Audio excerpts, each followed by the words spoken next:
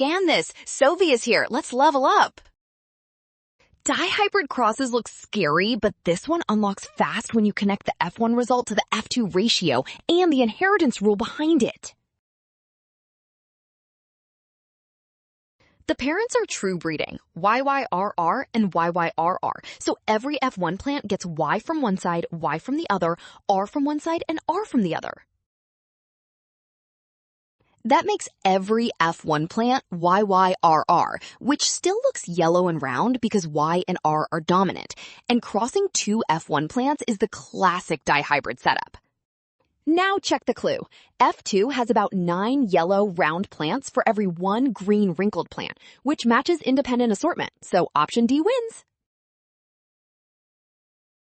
Well done! Option D. Scan now, trap. Do not rush past the ratio. Rule, trust the given cross and check each inheritance step.